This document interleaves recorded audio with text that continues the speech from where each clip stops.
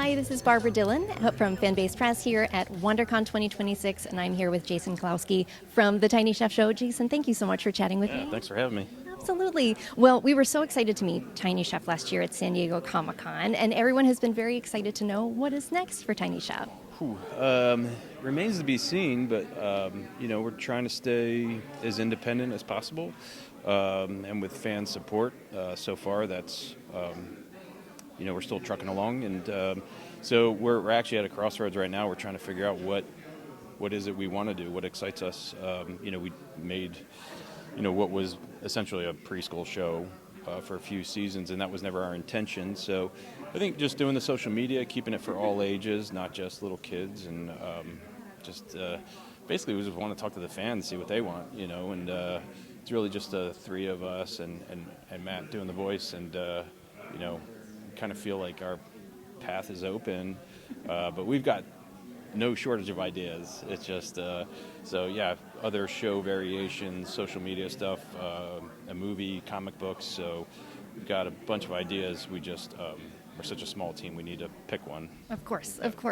And to that point, as your your background in production design, I really want to underscore the practical effects, the puppetry, the stop motion, especially in this time of AI and all of the chaos it has brought.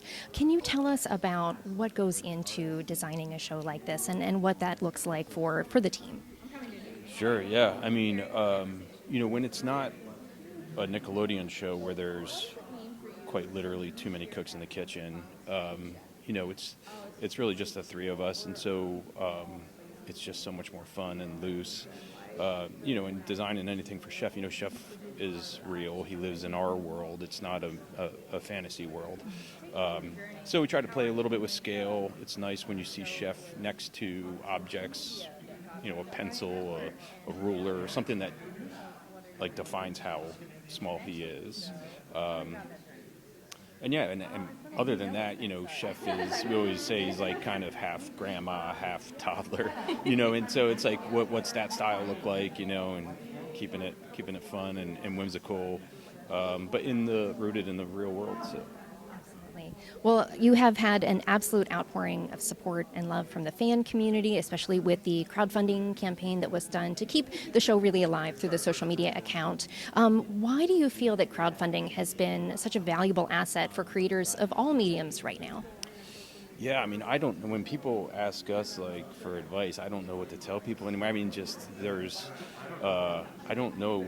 We've had, not saying that we wouldn't be open to talking to a studio again, but they really have to sell it. Like, what do you get in return? Other than a lot of guardrails and rules, and crowdfunding is just the best, especially if you have a dedicated fan base, and the fans tell us what they want to see, and then there's just no guardrails and no stopping us. So. And if you had your choice, last question, what would be the medium that Tiny Chef would go to next? Do you want to see a feature film? Do you want to see a comic book? What is your preference?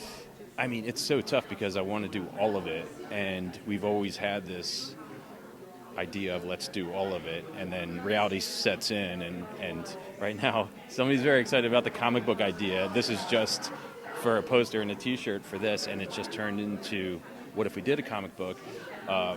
Personally, like a feature film, we have this idea of a feature film we've been kicking around for a few years, and I'm obsessed with it, and that's, if I had to choose one, I think that's it. Yeah. That would be the way to go. Yeah. Excellent. Well, Jason, thank you so much for your time. I really appreciate it. Yeah, thanks for having me. Of course. And again, this is Barbara with Fanbase Press. You can find more interviews like this one at fanbasepress.com.